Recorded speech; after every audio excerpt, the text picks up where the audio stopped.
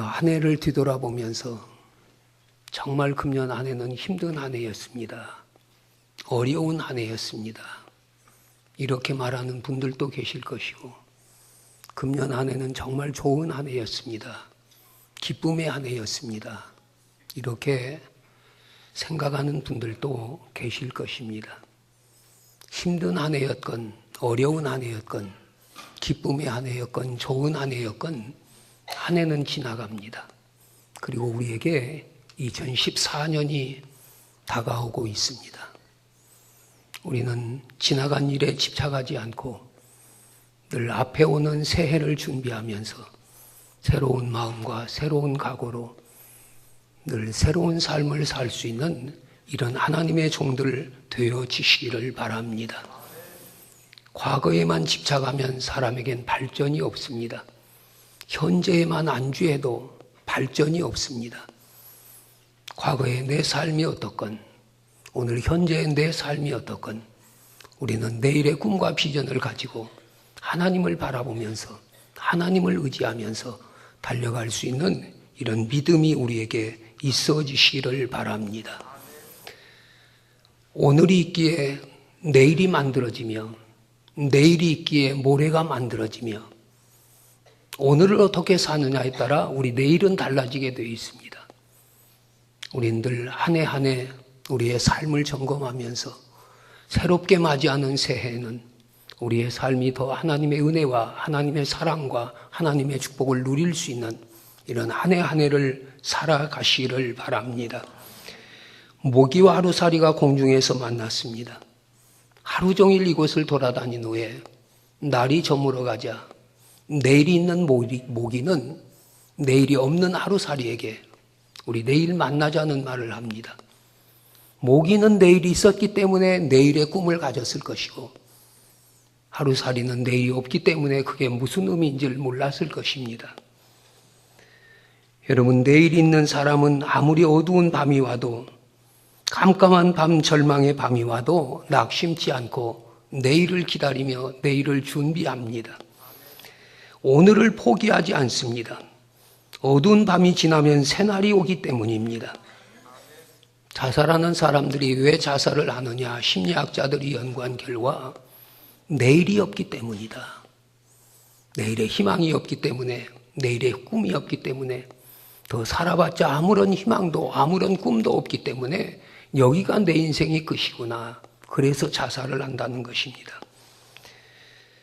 오늘 본문은 아이성 공략에 실패하여 절망에 빠져있는 이스라엘 백성들과 이 일을 인하여 하나님 앞에 엎드려 있는 여호수아에게 하나님은 내일을 위하여 스스로 성결케 해라. 내일을 위하여 너희가 할 수 있는 일은 너희 스스로를 성결케 하는 일이다. 이렇게 말씀하고 있습니다. 오늘 우리도 내일을 위하여 오늘을 성결하게 살아가시기를 바랍니다. 내일을 위하여 오늘 하나님의 뜻대로 살아야 하며, 내일을 위하여 오늘 하나님 말씀대로 살아야 하며, 내일을 위하여 하나님이 원하시는 삶을 살 수 있는 하나님의 종들 되시기를 바랍니다. 이스라엘이 애굽에서 430년간 노예 생활을 하다가 하나님의 은혜로 모세를 통하여 구원받게 하시고 약속의 땅 가나안을 향하여 진군하게 하십니다. 그들이 애굽에서 나와 아무리 급하게 가도 2주일이면 갈 수 있는 그런 거리를 무려 40년이나 광야에서 방황하게 됩니다. 그건 그들이 정치적으로나 지리적으로는 애굽에서 나온 것이 분명하지만 정신적으로나 생활의식, 종교의 생활 규범에서는 빠져나오지 못했기 때문입니다. 몸은 나와 있지만 저들의 정신이나 저들의 마음은 여전히 애굽에서의 그 삶을 살아갈 수밖에 없었기 때문입니다. 여전히 저들은 애굽의 풍습에 매여 있고 노예 근성에서 벗어나지 못하고 우상을 섬기고 있었습니다. 하나님은 이것을 아셨기에 애굽 생활을 완전히 씻어버리고 새 사람 새 마음으로 가나안에 들어가고자 계획하신 것입니다. 이제 모세가 죽고 그의 후계자 여호수아를 통하여 그들은 가나안으로 들어갑니다. 그렇게 꿈에 그리던 젖과 꿀이 있는 땅 가나안에 들어가는 저들의 감격과 기쁨은 얼마나 컸겠습니까? 훈련된 군사의 힘으로 가나안에 들어간 또 아닙니다. 저들이 뛰어난 전략을 세워 가나안에 들어간 것도 아닙니다. 다만 하나님께서 약속하신 땅이기에 그 말씀만 믿고 법궤를 앞에 두고 그리고는 저들은 요단을 건넜던 것입니다. 요단을 건너 가나안에 진주해된 이스라엘은 난곡불랑의 성 여리고를 아무런 힘들이지 않고 하나님의 은혜로 정복하게 됩니다. 여리고 성을 아무 힘들이지 않고 점령하게 되자 이스라엘은 그 여세를 몰아 아이성을 침략해 갑니다. 아이성은 조그만 성이었기에 여리고 성도 무너뜨렸는데 그까지 성이야 무슨 문제가 되겠느냐. 그래서 군사 2-3천 명 정도만 참전시킵니다. 그러나 예상외로 이스라엘은 그 전투에서 크게 패배하고 36명의 전사자를 냅니다. 이 소식을 들은 백성들은 마음이 물과 같이 녹아버렸습니다. 두려움과 공포에 떱니다. 아이성에서 패하고 보니 앞으로 가나안 강적들과 어떻게 싸우느냐 하는 불안감과 두려움이 저들의 마음에 엄습하게 된 것입니다. 내일에 대한 불안과 염려가 휩싸이게 되었습니다. 왜냐하면 성공할 수 있는 자리에서 실패했기 때문입니다. 두려움과 절망에 빠져있는 이스라엘 백성들과 여호수아에게 하나님은 말씀하십니다. 우리는 오늘 본문 속에서 실패를 극복하며 내일을 기다린 사람들에게 주시는 신앙적인 교훈을 생각해 봅니다. 우리가 2014년 새해를 기다립니다. 새해를 기다리는 우리는 어떤 준비를 하며 새해를 맞이할 것인가? 첫째는 기도하는 사람들이 되시기를 바랍니다. 여호수아는 절망 앞에서 하나님께 엎드려 기도하고 있었습니다. 6절 말씀 보면 여호수아가 옷을 찢고 장로들과 함께 여호와의 궤 앞에서 땅에 엎드려 머리에 티끌을 무릅쓰고 저물도록 있다가 말씀하고 있습니다. 이번 아이성 공략의 실패의 원인이 직접적으로 여호수아 자신에게 있는 건 아닙니다. 그럼에도 불구하고 아이성 공략의 실패 때문에 그는 옷을 찢고 티끌을 무릅쓰고 하나님께 엎드립니다.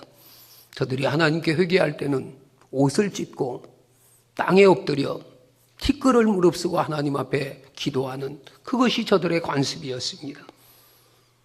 그리고 실패의 아픔을 하나님께 이렇게 호소합니다. 주 여호와여 어찌하여 이 백성을 인도하여 요단은 건너게 하시고 우리를 이 조그만 아이성 앞에 붙여 멸망시키려 하시나이까. 이렇게 여호수아가 하나님께 엎드려 부르짖고 있을 때 하나님은 말씀하셨습니다. 일어나라. 어찌하여 이렇게 엎드려 있느냐. 하나님은 여호수아의 부르짖음을 들으시고 기도에 응답하셨습니다. 아수르 왕 사네립이 18만 5천의 대군을 거느리고 예루살렘 성을 포위했을 때도 히스기야는 하나님께 엎드려 기도했고 하나님은 히스기야의 기도에 응답해 주셨습니다.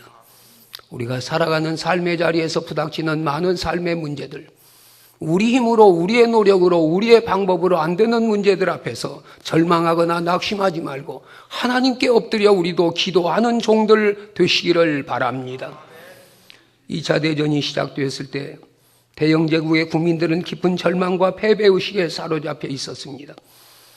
독일의 폭격계들이 매일 영국의 상공을 날아와 폭격을 퍼부었기 때문입니다. 그때 영국의 수상이었던 윈스턴 처칠은 영국 의회를 통하여 온 영국 국민들에게 드리는 메시지를 띄웠습니다. 이 메시지의 내용은 영국 백성들을 다시 일어나게 하는 새로운 전환점을 만들었습니다. 사랑하는 대연제국 국민 여러분, 우리는 이제 옛 시대를 뒤로하고 새로운 시대를 맞이하기 위한 마지막 기회의 싸움을 싸우고 있습니다. 이것은 반드시 이겨야 할 싸움이고 우리는 이길 수 있습니다. 우리는 해안에 싸울 것입니다. 우리는 하늘에서 싸울 것입니다. 우리는 거리에서 싸울 것입니다. 우리는 들에서 싸울 것입니다. 우리는 우리의 조국을 수호할 것입니다. 그러나 우리 조국을 수호하고 새로운 세계를 열기 위해서는 대가를 치러야 할 각오를 해야 됩니다. 우리의 피, 우리의 땀, 우리의 눈물, 우리의 최선을 민족 앞에 드려야 할 시간이 다가오고 있습니다. 이제 기도의 날을 선포합니다. 온 국민이 하나님 앞에 이 민족을 위해 기도하고 부르짖읍시다. 이 메시지는 온 백성을 새로운 결의와 새로운 각오와 새로운 준비 속에 몰입하는 계기를 만들었습니다. 우리나라도 여러 가지 어려운 문제로 인하여 지금 어려운 상황에 있습니다. 자원이 없는 우리나라가 수출을 해서 우리 경제가 이렇게 성장했는데 세계 경제가 어려워지면 우리는 자연히 어려워질 수밖에 없습니다. 여러분, 국내 상황은 어떻습니까? 정치권은 정치권대로, 경제계는 경제계대로 자기들의 이해 타산 때문에 양보를 모르며 지금 다투어가고 있습니다. 더군다나 일본과의 관계도 그렇게 원만한 관계가 되지 못하고 있습니다. 사면초가에 쌓여있는 이 나라 민족의 미래가 어떻게 될 것인가? 그건 아무도 모릅니다. 하나님만 아실 것입니다. 우리는 이런 때 이 민족을 위하여 기도해야 할 중보의 사명이 있습니다. 우리도 여호수아와 같이 이 민족 때문에 엎드려 기도하시기를 바라며 이 민족의 미래를 위해 기도하는 교회와 성도들 되시기를 바랍니다. 오늘이 아무리 어두워도 절망이 있고 아픔이 있고 고난이 있어도 내일을 기다리며 기도하는 사람들에게는 희망이 있습니다. 하나님의 응답이 있습니다. 여러분, 2014년 한 해를 맞기 전에 우리도 하나님 앞에 엎드려 기도하면서 기도로 2044년을 준비해 가시기를 바랍니다. 둘째로, 내일을 기다리는 사람은 실패의 원인을 찾는 사람입니다. 여호수아가 하나님께 엎드려 기도하고 있을 때 하나님은 여호수아에게 말씀하셨습니다. 10절 보면 어찌하여 이렇게 엎드려 있느냐? 이스라엘아, 내가 그들에게 명한 나의 언약을 어기었나니 그들이 바친 물건을 취하고 도둑질하고 시기하여 기구 가운데 두었느니라 하였습니다. 여호와의 말씀은 여호수아로 하여금 정신이 번쩍 나게 하였습니다. 이스라엘이 하나님께 범죄하였다는 것으로 여호수아로 하여금 이 실패와 원인을 찾게 하셨던 것입니다. 하나님께서 이스라엘을 버리신 것이 아니라 이스라엘 자손들이 하나님을 버렸다는 것입니다. 하나님과 우리와의 관계도 마찬가지입니다. 하나님은 하나님의 자녀들을 결코 버리시지 않습니다. 하나님은 하나님의 백성들을 결코 버리시지 않으십니다. 누가 버립니까? 이스라엘이 하나님을 버립니다. 우리가 하나님을 떠납니다. 우리가 하나님 말씀대로 살질 않습니다. 여호수아는 아이성 싸움에서 참패한 원인을 알았을 뿐만 아니라 해결의 방법까지도 지시함을 받고 사실상 아이성 싸움에서뿐만이 아니라 어떤 일에서든지 성공과 실패가 무엇으로 말미암아 좌우된가를 분명히 보게 된 것입니다. 여호수아는 하나님의 지시대로 그의 소속된 아간과 그의 소속된 가족과 재산을 담멸하고 불태워 돌무더기로 만들었습니다. 이것이 바로 아골골짜기가 된 것입니다. 어떻게 생각하면 잔인하다고 볼 수 있지만 실패의 원인을 철저히 규명하여 처리하였던 것입니다. 이것은 오늘 우리 개인이나 가정이나 교회나 국가도 마찬가지입니다. 오늘 우리의 삶에 실패가 올 때 우리도 실패의 원인을 찾으시기를 바랍니다. 하나님을 원망하기 전에, 하나님을 탓하기 전에, 하나님께 책임을 전가하기 전에 나를 볼 수 있는 신앙의 눈들이 열려지시기를 바랍니다. 왜 내 삶에는 이런 어려움이 있나? 왜 내게는 이런 고난이 있나? 왜 내게는 문이 열려지지 않나? 우리는 자신들이 하나님 앞에 바로 서는 삶의 자리를 만들어야 합니다. 실패의 원인이 찾아져야, 실패의 원인이 발견되어야 내일의 삶을 성공적으로 이끌어갈 수 있기 때문입니다. 또 하나, 내일을 기다리는 사람은 성결한 삶을 살아야 합니다. 오늘 본문 14절 보면 하나님은 여호수아에게 너는 일어나서 내일을 위하여 백성을 성결케 하라. 옛날 성경은 너희는 스스로 성결케 하여 내일을 기다려라. 여호수아 3장에서도 이스라엘이 요단을 건너려고 할 때 하나님은 똑같은 말씀을 하셨습니다. 너희는 스스로 성결케 하라. 요단강을 앞세우고 이스라엘이 실제적으로 듣고 싶어 했던 하나님의 말씀은 아마도 요단강을 쉽게 건너는 방법이었을 것입니다. 오늘 본문도 첫 번째 아이성 싸움에서 실패한 이스라엘 백성들이 듣고 싶어하는 말씀은 아이성을 무너뜨리는 방법이었을 것입니다.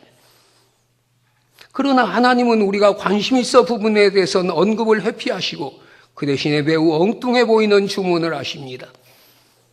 너희 삶이 깨끗해야 된다. 너희 삶이 거룩해야 된다.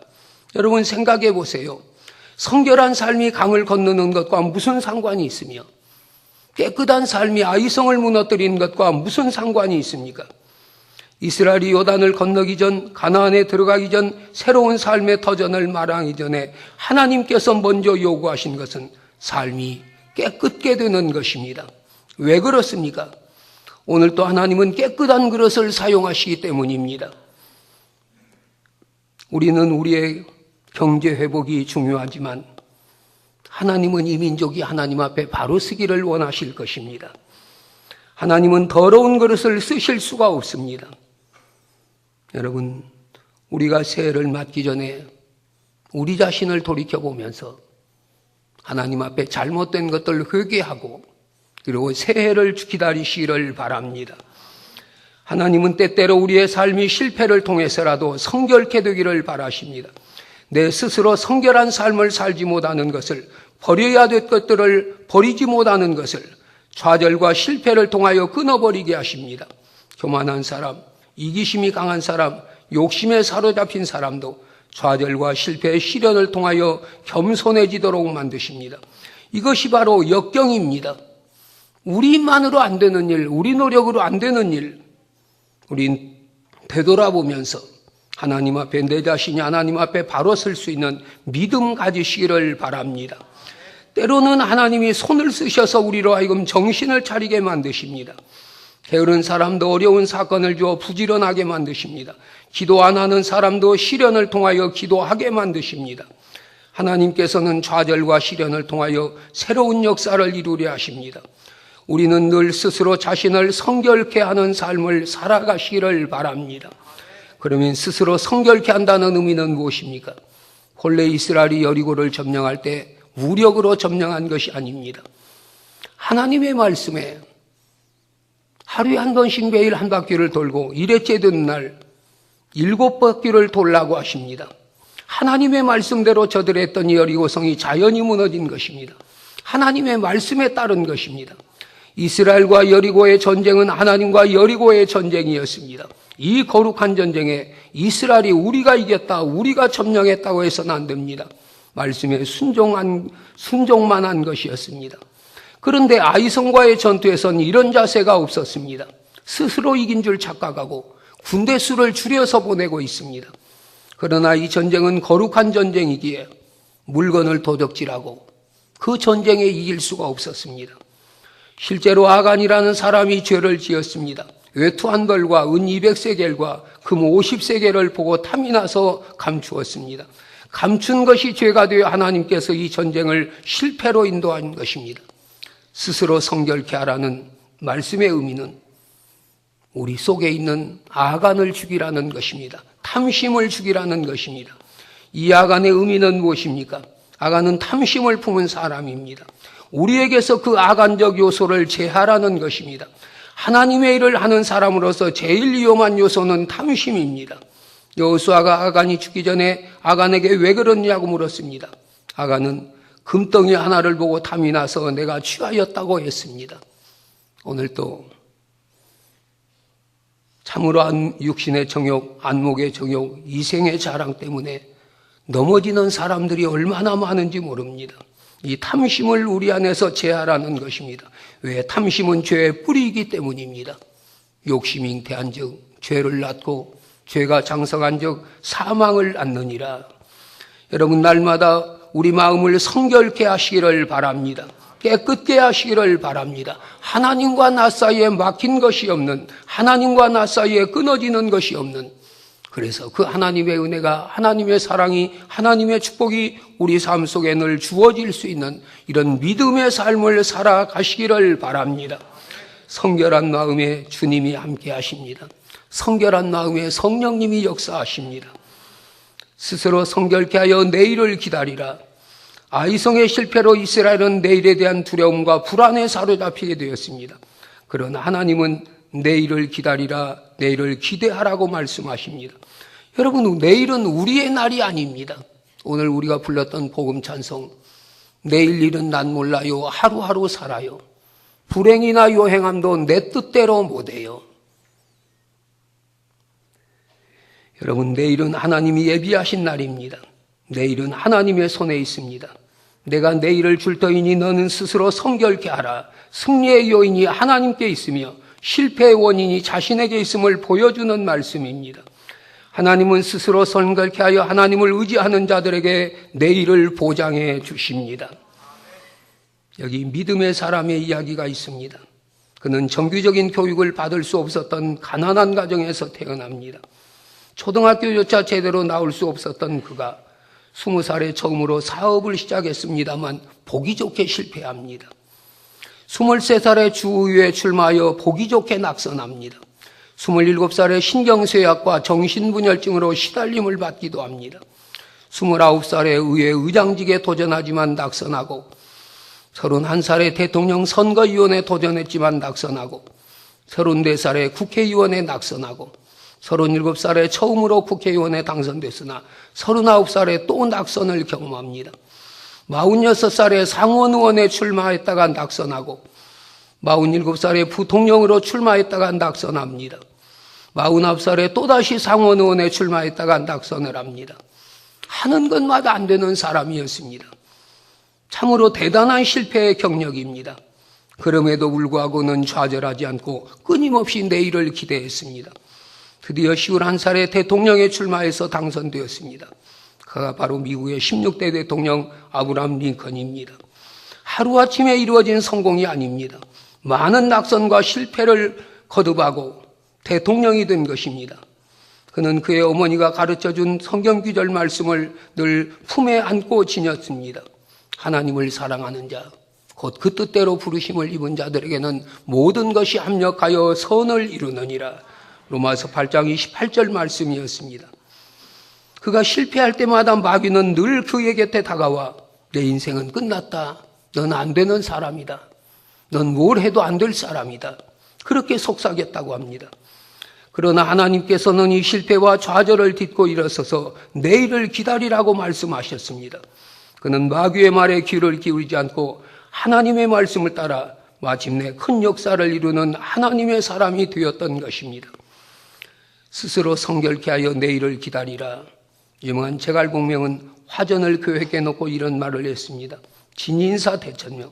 사람이 할 일을 다 해놓고 하나님의 명을 기다린다는 뜻입니다. 여러분, 우리도 스스로 성결케 하고 내일을 기다리시기를 바랍니다. 내일을 위하여 오늘을 성결케 하시기를 바랍니다. 실패의 원인을 제하지 않고 내일을 기다리는 건 망상입니다. 죄의 뿌리를 제하지 않고 하나님의 은혜를 기다릴 수 없습니다. 하나님과 나 사이에 막혀있는 것이 있는데 하나님의 축복을 기대할 수 없습니다. 이 일로 아간이 심판을 받게 되고 이스라엘에게 승리를 주셨습니다. 여러분, 내 삶의 어려움이 무엇입니까? 내 삶의 문제가 무엇입니까? 그것을 생각하기에 앞서 하나님과 나 사이에 막힌 것은 없나? 하나님과 나 사이에 잘못된 건 없나? 내가 하나님의 뜻대로 살지 않은 건 없나? 우리 자신을 살펴보면서 먼저 하나님께 회개하고 여러분, 대망의 2014년을 준비하는 하나님의 종들 되시기를 주님의 이름으로 축원합니다. 기도하시겠습니다.